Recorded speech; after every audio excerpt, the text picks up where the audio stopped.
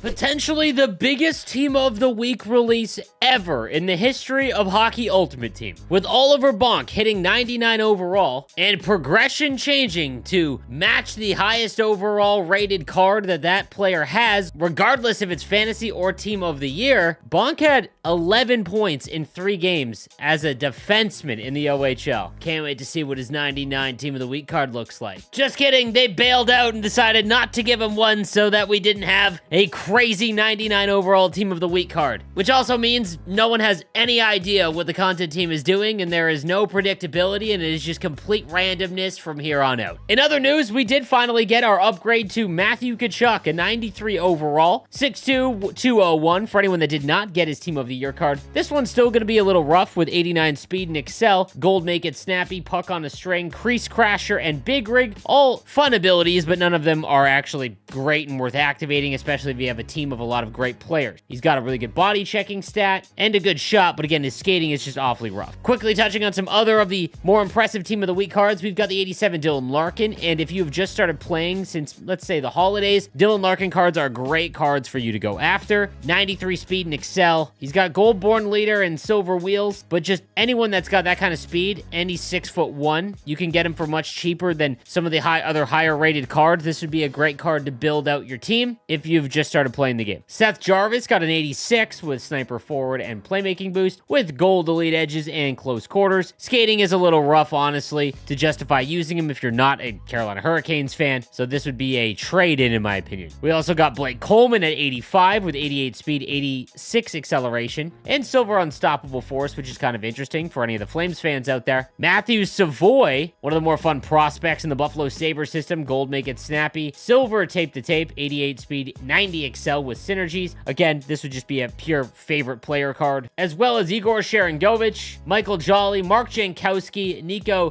Huhtinen, Joseph Henneberry, Mix Indrasis, and Justin Schutt. And for whatever reason, they absolutely hate Nathan MacKinnon. On defense, obviously the big storyline here is we did not get Oliver Bonk. He deserved the card, but more importantly, I think what it says about the issue with this progression system is that because they have backed themselves into a corner, and the highest rated cards that come out are supposed to match or +1 whatever the highest rated card is, and since we have a 99 in January, they're not going to release a 99 Oliver Bonk even if he scores 2 hat tricks in a game, which means that if there's any London Knight fans out there, you're the worst, but you're never getting another Oliver Bonk card until like July when there's lots of 99 cards. Again, just an issue that they backed themselves into a corner with, which is why I think they should have just let it fly. Give us a 99 Team of the Week. It would have been insane to chase. The community would have been a buzz. Obviously, a 99 in July would be a mess, but it's just one card. It still would have been worth millions. I'm all for chaos. That said, we did get an 88 Joel Person. His speed is really rough, and he's not very big to make up for that fact. Great ability and shutdown, though. But yeah, not a card I would go out and chase. Adam Fox did get a card. Side note, one of the coolest players I've ever met in real life. Very nice dude. 93 speed, 94 excel, 95 agility. Always just a really fun skater. Gold Heat Seeker, which has been proving to be more fun this year than any other year, as well as elite edges, wheels, and send it. Send it's useless, and wheels on a card with 93 speed isn't worth it, but elite edges and Heat Seeker is fun. We got a Philip Ronak card, and this is a great card for anyone that is looking for a very cheap option that you could get. He's got speed burst, so if you can get that activated, he's got 90 speed with silver stick him up and edges, but just 88 speed is what I'm referring to at 86 overall. It's hard to find decent skating defensemen. Jake McCabe gets gold shutdown, but his skating is just far too hard to use if you were an online player. And then we've got Nick Perbix and Essa Lindell. And then in net, we have got the Not a Dollar's new goaltender. It is going to take a while, though, because he is expensive right now. But as you can see, 87 Jacob Markstrom and the best ability potentially in the game, just because of how much it impacts the game, in gold showstopper. So Markstrom has been great all year, but I have the 85 and it's just running a little long. Time to go get the 87 at some point. Also want to point out, they were watching London Knights games because Michael Simpson, their goaltender, got a Team of the Week card. Boo you guys for not giving us Oliver Bonk. We also got 4 new Hut Champs cards to take a look at. We'll start first with the goaltender, Mike Richter. Awesome goaltender from my childhood, one of the best American goaltenders of all time. However, in Hockey Ultimate Team, specifically Hut Champs, no shot you're gonna make him 5'10". At 92, he's got great stats, gold showstopper, post-to-post, light work, instincts, all of the great abilities, and 99 speed. So great there as well. The problem is that everyone's got 99 shot accuracy and power, and they're just gonna pick him apart upstairs. This brings up something that I wanted to address, because there are a few other cards that are kind of questionable in builds. Specifically for Hut Champs, if you are making a Hut Champs card, that means that you have had to have played Hut Champs, because they do cost 3 Hut Champs collectibles to get the 83 overall, and then it's power-up collectibles to upgrade the rest of the way. But that being said, since Hut Champs is the entry point for these cards, that means you've got to be somewhat of a competitive player. And I think that if that's the case, Hut Champs should be the few cards that are dedicated to the meta, the, you know, giant guys that have de-skating and really good abilities in terms of hitting, things like that. I think that giving us players that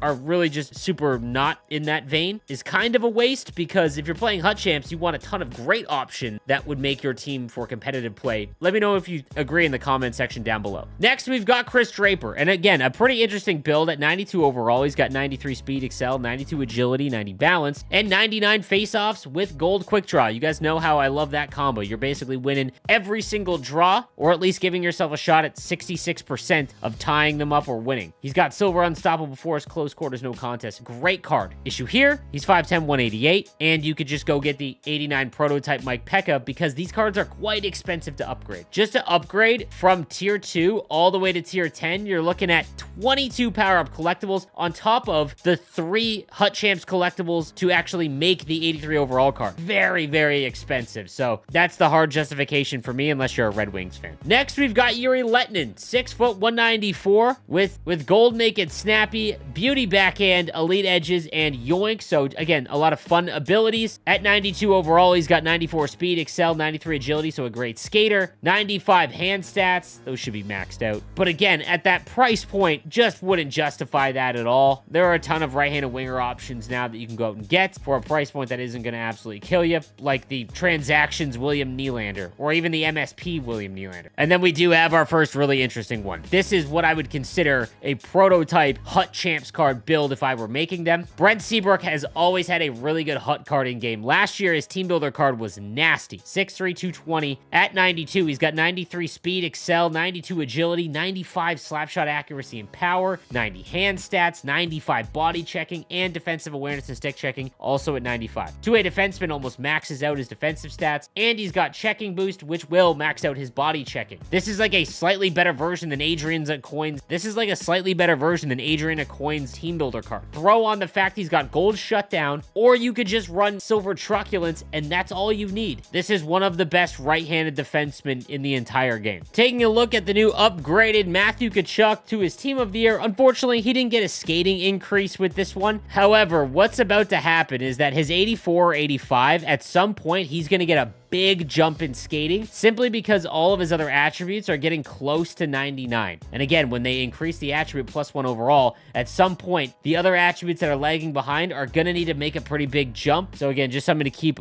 an eye out for. This has been a really fun card to use. I guess I should also talk about the fantasy Drew Doughty, as he is now the next closest to 99. Like I mentioned during the fantasy event, unfortunately, even though I hate Drew Doughty as a player, he was one and continues to be one of the best fantasy hockey cards that are in the game. Obviously, you're not going to be able to get him unless you have unlimited coins, but this is an incredible card. One of the big questions I get, however, is should you upgrade his X Factor? And the answer is probably yes. Even though it's extremely expensive right now, and he's only got 92 speed and excel with 95 agility, at some point in the next few, like if he gets one more goal, much like Tkachuk, his speed is going to go jacked up +2 or maybe even +3 once other stats start to hit 99. And again, because every defenseman goal goes up +1 for their fantasy card, he doesn't have a long way to go. He also has gold shutdown, and that's all you really need. Send It is completely pointless, but there is still a lot of value in having a card with great attributes that will not cost you a lot in terms of ability points. Silver shutdown is all you need, but yeah, I would go ahead and upgrade Drew Doughty's X Factor. And finally, some of the other live moments cards that are rounding things out. The 90 Mikko Rantanen, 6'4", 215, sniper forward, power forward, and shooting and agile dangler boost. That combination really increases his shooting accuracy and power.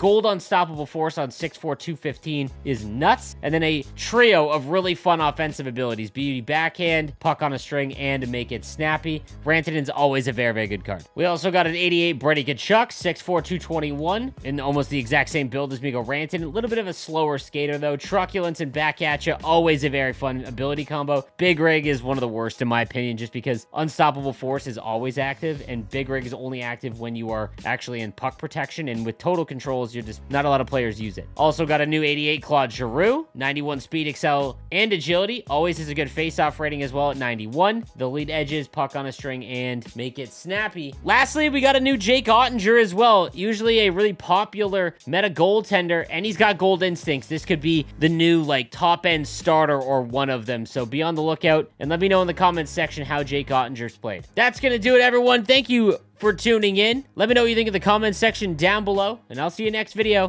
Have a good one.